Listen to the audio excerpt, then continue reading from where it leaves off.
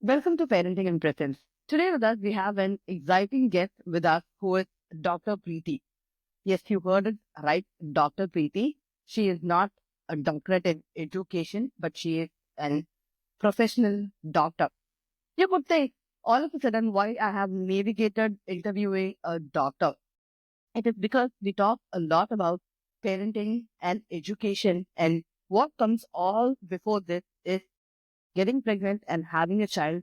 And I felt it is very important for every human being who is planning to have a baby in future to have all the information about pre-pregnancy so they can use it during the time they need. Welcome to the show, Dr. Preeti, and can you please introduce yourself to our audience?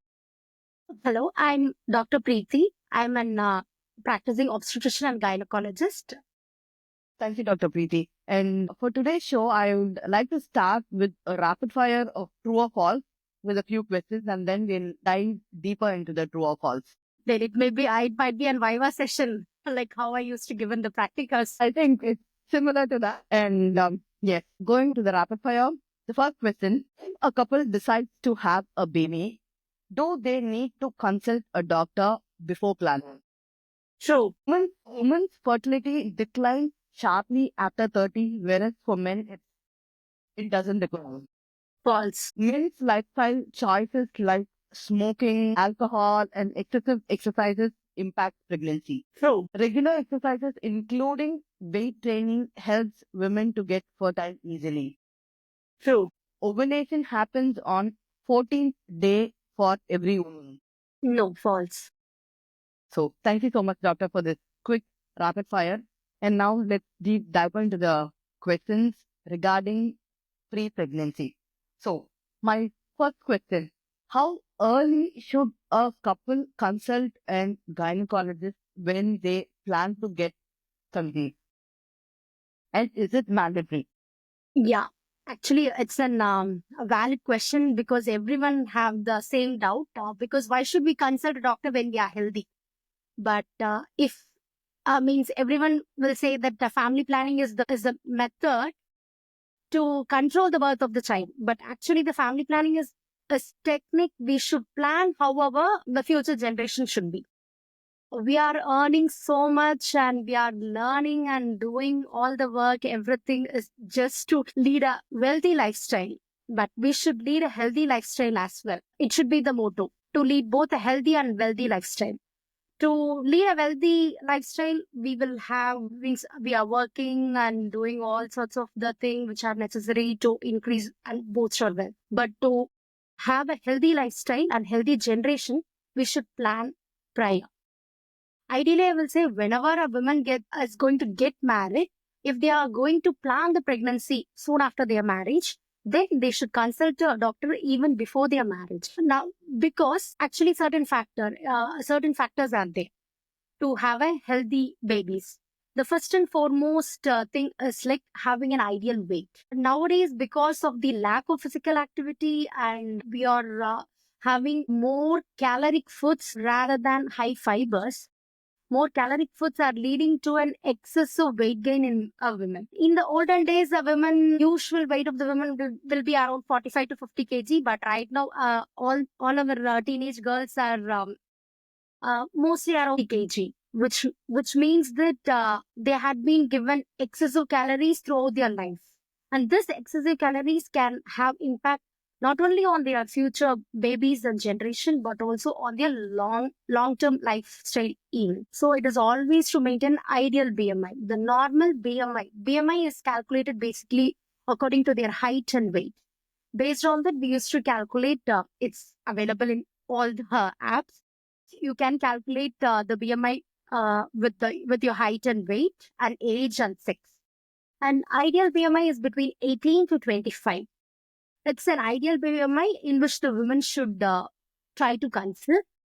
If the BMI is more than 27, a woman has to reduce weight to the ideal BMI, then should plan for the pregnancy. This is an advice, universal advice all the doctors will be giving.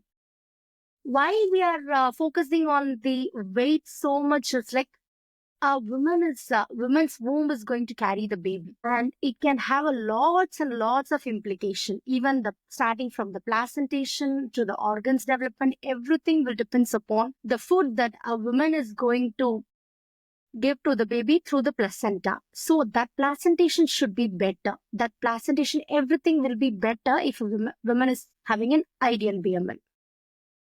Are you with me? No. What I was actually thinking is, a lot of people imagine that the pre-pregnancy phase starts only when, they get married. But when you told about the, weight of the teenage girls, which I have not observed, maybe since I'm not in India, I'm not much aware of what is happening with the junk food market there. Not about India, throughout the world. Actually, right now, the studies are saying that even the cancer incidence is increased right now throughout the world is because of the increased weight gain. That is the first and foremost thing. So we are focusing on various aspects. Right now, we have fight against many kind of infectious disease. Even the COVID came and we stood together and fight against those infections. But like the infections, those things are out of our control. It's purely a natural thing. It's a natural disaster, we can say. But this weight, all the non-communicable disease like this weight, everything depends upon our lifestyle changes. And these, if a woman is going to be obese, like if they have a more weight, then it can further lead to a diabetes, hypertension, which can lead to many complications. Better to maintain their ideal weight by practicing a healthy lifestyle. So beautiful, doctor, because healthy lifestyle defines different from family to family. And as you said, what I could observe is whether whether your thing, I think what is more important is we should have a long-term vision about our health, and we should not just think about it only when you're getting married and when you're in the phase of getting pregnant. Like, if somebody is exposed to unhealthy junks all throughout their, childhood, and at 21 or 22, when they are planning for a family, nothing could be reversed because we have a lot of damage to our inner body. So, as you said, I will just summarize it as like the time we have baby, we have to be, very cautious about what we are giving for the baby, because it is not just for the baby, but for the upcoming generations as well. Yes. Thank you for giving such a profound thought, doctor. How early should a woman start taking the prenatal vitamins, and is it only for women? Is this something for men as well? Before they are getting pregnant, they should take at least a month prior. Like there is a vitamin called as folic acid. It is ideal for the baby's brain development, neural development, because the baby's neural development will start from 4 weeks and it will end at 9 weeks of the gestation. We will know that we are pregnant only at 5th or 6th week. So we will miss that period of 4 to 6 weeks. We will miss if we are not taking folic acid properly. Then you may question me like, means I used to forget one or two tablets. Forgetting everyone does, but try to take a tablet. Usually, means in an article which was published in an Tamil Nadu newspaper, they have told they have called this tablet folic acid as a Nichyadartha Matirai. That means engagement pill. So let them start taking this folic acid soon after the engagement, so that after their marriage they will be in a proper phase. But ideally, the normal prescribed dose is 400 microgram.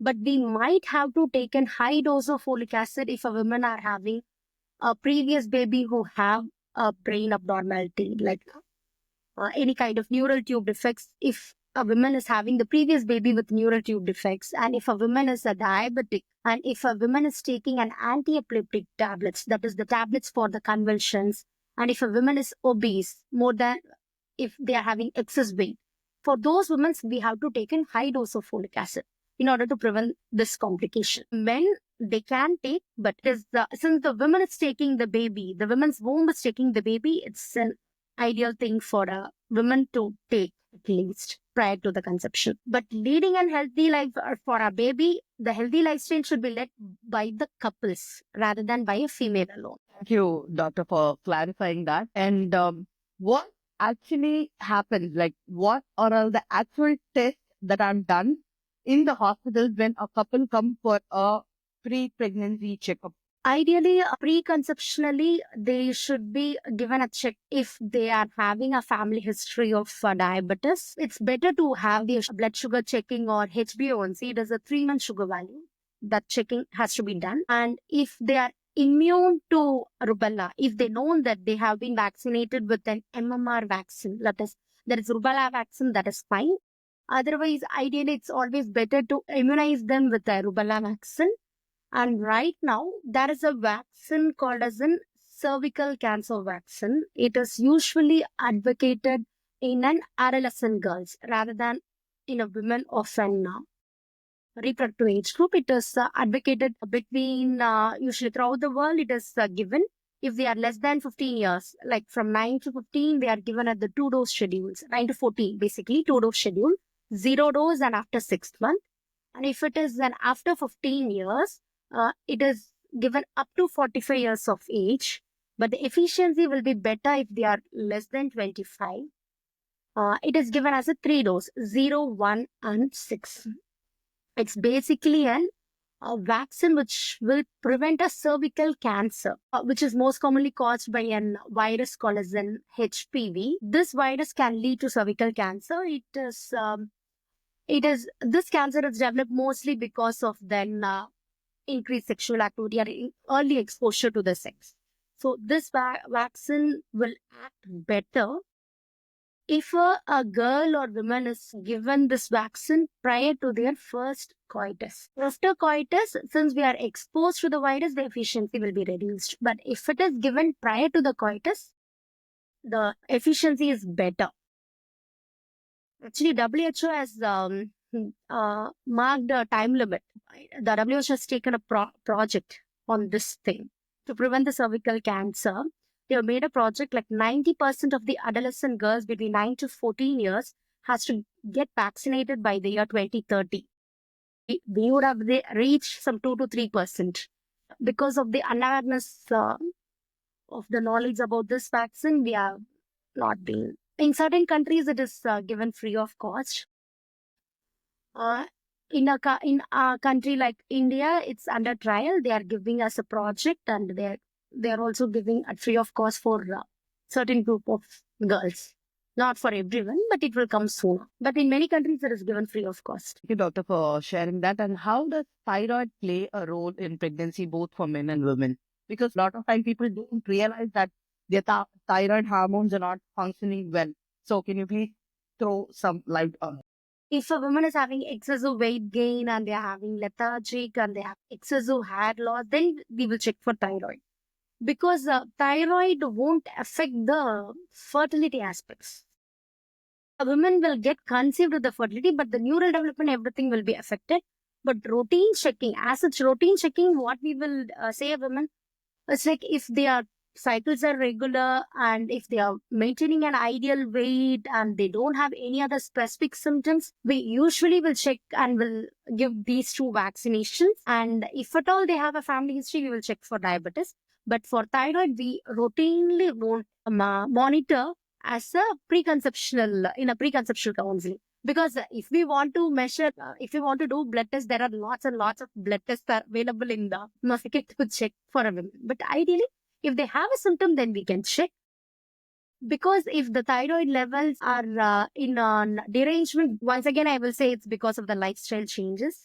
Because of the sedentary lifestyle and our weight is high, that means if the weight is excess than the height, then this can lead to. Thyroid is basically an endocrine hormone. It is called as a ductless hormone, which is secreted by a thyroid gland, which is required for the basic metabolism of various organs. If we are having excess weight, then the thyroid has to produce excess hormones. If it's not able to produce, then it will leave. Oh God, let us take a break. So once it starts taking the break, then we are developing a condition called as hypothyroidism. So for that, we have to correct it with the thyroid tablet. Thank you for sharing that, because the reason why I asked about thyroid is a lot of lifestyle changes create hormonal imbalance, and one such common imbalance is thyroid. So that's why But thyroid won't affect their fertility potential. The fertility potential won't be that much affected with the thyroid until otherwise it's too in the too big abnormal range. But usually, once a woman is diagnosed with thyroid, always better to treat them in the preconception or in the pregnancy period, because it can impact the baby's neural development, that is brain development. So always we will keep that level under check. Thank you so much for sharing this, doctor. How does the age of a woman or age of men play a pivotal role in pregnancy? Ideally, actually, the age of a woman getting pregnant, this biological clock use, it varies from countries to country and ethnicity. Because we Asians are more prone to go for an early menopause.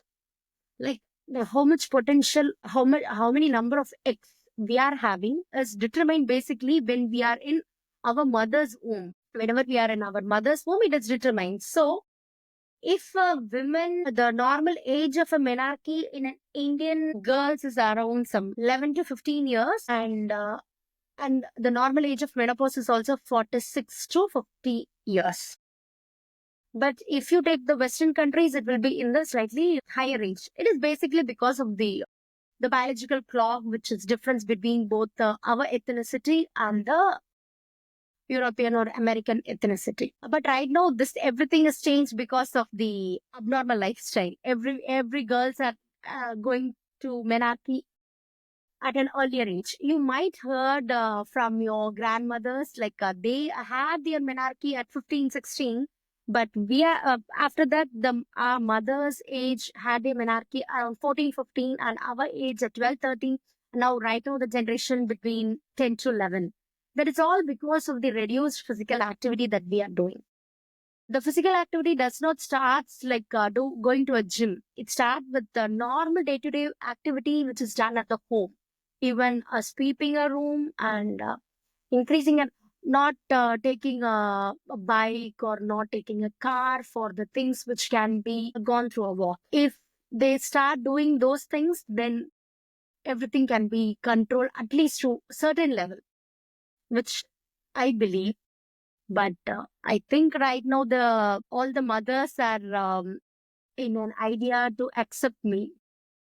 Previously, everyone used to think that I was not allowed, and I was not given biscuits, and I was not given this chocolate. So my daughter should. This was the belief that our mothers had. So we had been given lots of chocolates and biscuits, but right now we had an awareness, and we thought that the biscuits and chocolates doesn't suit our girls' health. Rather, we should give her fruits and vegetables, because that will increase the fiber content in their diet, and it will increase the vitamins and minerals, and it will decrease the calorie excess in their diet as well. So, with your perspective, what is the ideal age with all these changes happening in the socio-cultural environment, and considering the lifestyle of people, like since we both of us are from the southern part of India, looking at there and practicing for over a decade, what do you consider as an ideal age for a man and woman who has had a healthy lifestyle? Ideally, at least they should have a child by the before the age of 30 is an ideal thing for a female, and for a male before 40 will be an ideal thing.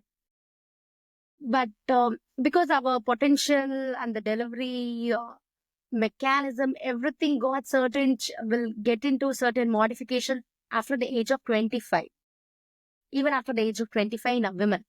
So the ideal age at least by 30, and for a men at least by 40. Even the men's potential of the becoming pregnant will decrease after 50 years of age, because their sperm quality will be decreased. Though they produce sperms, a woman will stop producing the egg from their egg basket after a certain age, like from after their menopause. But men tends to produce, but their quality will decrease. It will produce lots of abnormal sperms.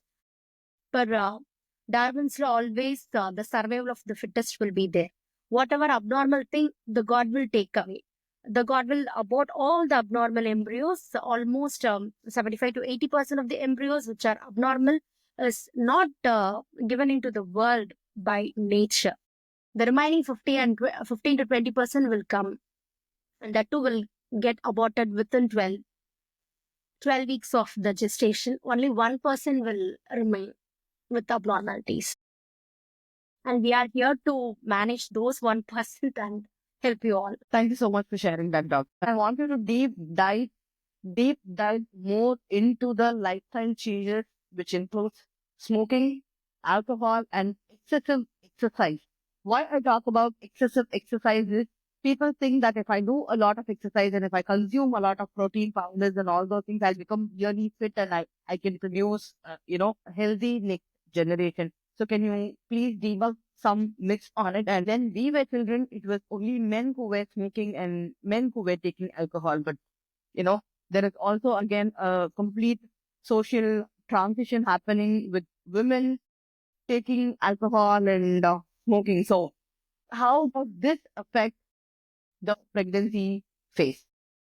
Actually, the smoking and alcohol, not even only in the pregnancy phase, it can cause hazards and deleterious effects on the health of an individual. So always better to avoid smoking and alcohol at any point. Everyone will say, doctor, can you take 1 to 2 cigarettes? No, we should quit the smoking and alcohol. Also, they will say, I'm an occasional drinker. Ideally, I will say when a woman is trying for pregnancy, even a minimal amount is considered to be having a toxic effect on the baby. So my personal advice is like to quit smoking and alcohol before conception and to quit smoking and alcohol throughout their life to have a healthy lifestyle. Coming to because a certain amount of alcohol, if they are consuming the alcohol daily in a woman, there is a condition called as fetal alcohol syndrome, which is a mental retardation. It is with the mental retardation and many kind of other abnormalities as well. So then you can ask, then what is the minimal amount? Actually, there is no minimal amount of alcohol that we can advise. Ideally, they should quit alcohol and smoking prior to conception at least. How early is early to quit? Smoking at least, we will say 4 months, like 16 weeks prior to what they are planning, they have to quit because in a men, the sperm is formed at least 3 months prior. If a man is ejaculating the sperm, now it would have been formed 3 months prior.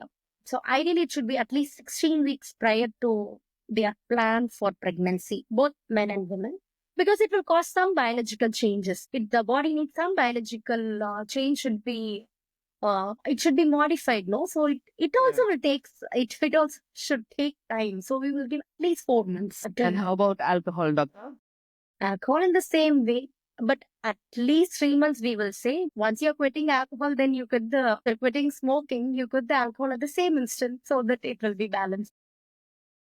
Now about exercise, I won't say that exercise or weightlifting will affect the fertility potential. They can continue doing. Protein powders, I'm not in a position to comment on it, but many like a six pack, sometimes they used to have an steroid abuse out there. With that abuse, then it can affect the sperm quantity as well. They will have the reduction in the sperm quantity and motility and number of sperms because it can have an impact in the pituitary gland. That is a small gland in the base of the brain, which will control all our hormonal system. It can have effect on that. So mainly steroid abuse is considered to be unsafe for those who wants like that 6 packs, everything. If we avoid those, then that's better. Thank you, doctor. And coming to the diet, now we see a lot of marketing going on, fertility diets and pre-pregnancy diets, and how do I term it? A lot of things regarding pregnancy and pre-pregnancy is marketed. It's taken a business. So how do you see that? For a normal, healthy human being, is there some diet or food restrictions that they have to follow when they are planning for pregnancy? Or do they have to, have an external consulting? The diet, it should be a balanced diet as far as an individual is concerned, not only in pregnancy or pre-pregnancy. This diet has to be followed throughout the life. Like we have to divide our plate into 4 quadrants. The one half of the plate should have proteins. It may be a veg protein or animal protein. It's up to the individual's choice. And 1/4 should be a carbohydrate.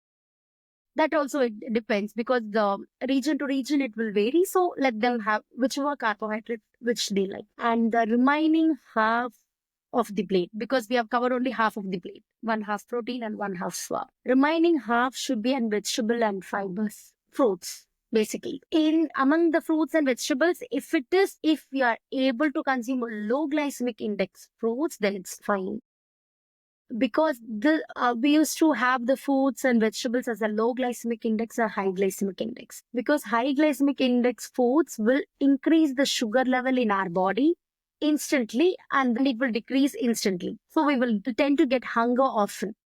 If it is a low glycemic index fruits, it will increase the sugar level slowly and it will decrease also slowly. So we won't have that hunger cramps often.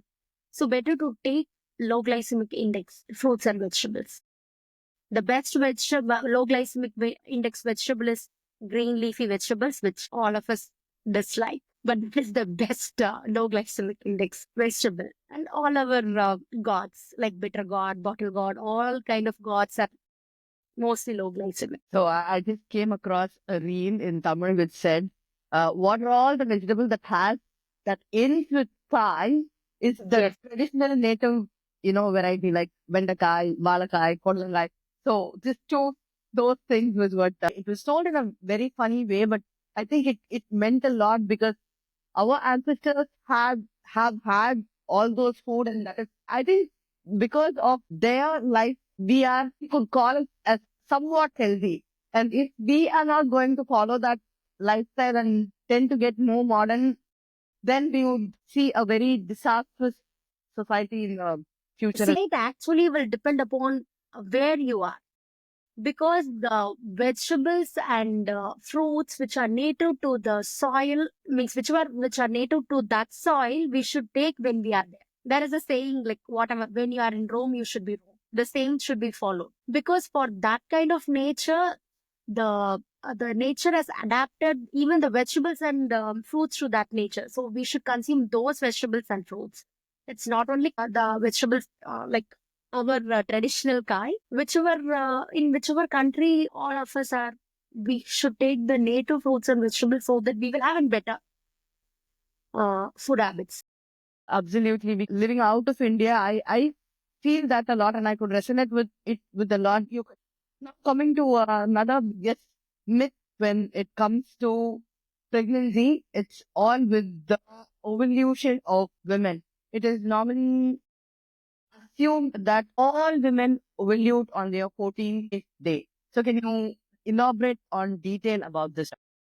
Actually, it is not true, because the women's cycle will tend to vary between 21 days to 35 days. It's considered to be a regular cycle.